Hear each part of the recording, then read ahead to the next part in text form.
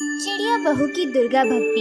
एक घने जंगल में बहुत सारे पशु पक्षी रहा करते थे। उसी जंगल में एक टुनटुनी नामक की चिड़िया रहती थी। उसका एक बेटा भानेचिड़ा रोहन था, जो उसी के साथ रहता था, क्योंकि उसके माता पिता मर जाने के बाद रोहन चिड़ा को टुनटुनी चिड़िया ने ही पाला था। रोहन चिड़े की नई नई शादी हुई थी सोनी चिड़िया के साथ। सोनी चिड़िया दुर्गा माँ की बहुत बड़ी भक्त थी और ये बात रोहन चिड़े और टुनी चिड़िया को भी पता थी, और वह लोग इस बात से खुश भी थे कि उनकी बहू दुर्गा माता की बहुत बड़ी भक्त है। एक दिन की बात है, सुबह सुबह सोनी चिड़िया नहा धोकर तैयार हो जाती है और फिर वो दुर्गा माँ की पूजा करके खाना बनाने लगती है। तभी वहाँ पर टुनटुनी चिड़िया आती है और कहती है, अरे बेटा, कभी आराम भी कर लिया करो, तुम सारा घर का काम करती हो, थकती नहीं हो क्या? तो क्या हुआ, वैसे भी आपने अभी तक पूरा घर संभाला है और अब मेरी बारी है। दुर्गा माँ की कृपा से मैं सारा काम आराम से कर लेती हूँ, मुझे कोई दिक्कत नहीं होती है। मेरे तो भाग्य ही खुल गए हैं जो मेरे घर ऐसी भानेज बहू आई है। मुझे बहुत खुशी है कि तुम दुर्गा माँ की बहुत बड़ी भक्त हो। मैं भी दुर्गा माँ को बहुत मानती हूँ, मैं तुम्हारी हमेशा रक्षा करे। और यह कहकर वे वहाँ से चली जाती है। उसके जाने के बाद सोनी चिड़िया अपना काम करने लगती है। समय बीतता है। एक दिन की बात है, रोहन चिड़ा बाजार जाता है। तभी रास्ते में उसे कुछ शिकारी चील घेर लेते हैं।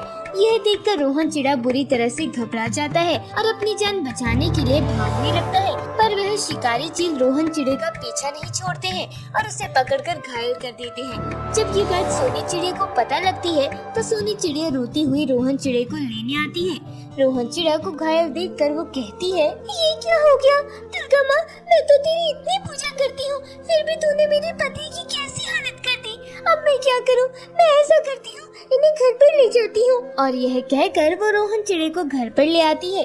रोहन चिड़ा काफी ज्यादा घायल हो चुका था। जब टुनटुनी चिड़िया रोहन चिड़े को देखती है तो वो भी बहुत ज्यादा परेशान हो जाती है और कहती है, अरे ये सब कैसे हो गया? ये हालत किसने कर दी मेरे बेटे की? ये सब चीलों ने किया है। मुझे छोटू कबूतर बताने आया था कि रोहन चिड़े पर चीलों ने हमला कर दिया है, तभी मैं उसे बचाने के लिए गई। हमें जल्द से जल्द डॉक्टर को बुलाना पड़ेगा, मैं अभी जाकर डॉक्टर को लेकर आती हूँ। और यह कहकर टुनटुनी चिड़िया डॉक्टर को लेने के लिए चली जाती है। कुछ देर बाद टुनटुनी चिड़िया डॉक्टर शामू कबूतर को लेकर आती है। शामू कबूतर जब रोहन चिड़े को देखता है तो उन दोनों से कहता है, ये काफी ज्यादा घायल हो गए हैं, इसलिए इनके बचने की उम्मीद बहुत ही कम है, पर फिर भी मैं इनको बचाने की कोशिश करूँगा। और यह कहकर शामू कबूतर सोनी चिड़िया को कुछ दवाई दे देता है। यह सुनकर सोनी चिड़िया बहुत ज्यादा दुखी होती है और वह रोने लगती है। टुनटुनी चिड़िया सोनी चिड़िया को समझाती है और कहती है, तुम्हें धैर्य से काम लेना होगा। यदि तुम ही इस तरह करोगी तो फिर मेरा क्या होगा?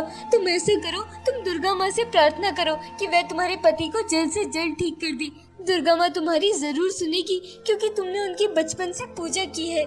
यह सुनकर सोनी चिड़िया दुर्गा माँ के मंदिर चली जाती है और दुर्गा माँ के मंदिर पहुँचने पर वो दुर्गा माँ की पूजा करती है और उनसे अपने पति रोहन चिड़े को जल्द से जल्द ठीक करने की प्रार्थना करने लगती है। हे दुर्गा माँ, अब मेरे पति रोहन चिड़े को जल्दी से जल्द ठीक कर दीजिए। मैंने आपकी हमेशा पूजा की है और आप पर भरोसा भी किया है।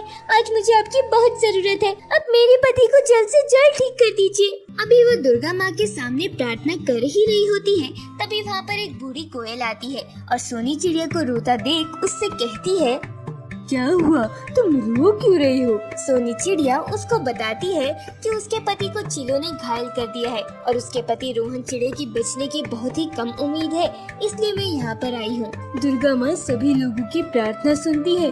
तुम ऐसा करो, तुम कन्याओं को भोजन कराओ। यदि तुम ऐसा करोगी तो तुम अपने पति को जल्दी से ठीक कर लोगी। ठीक है, यदि मेरा पति ठीक हो जाएगा तो मैं कन्याओं को भोजन कराऊंगी और साथ ही उन्हें और अपनी मामी टुनटुनी चिड़िया को लेकर आपके पास आऊंगी। और यह कहकर सोनी चिड़िया घर पर आ जाती है। घर पर आने के बाद वो रोहन चिड़े को दवाई देती है, साथ ही साथ उसकी बहुत सेवा करती है।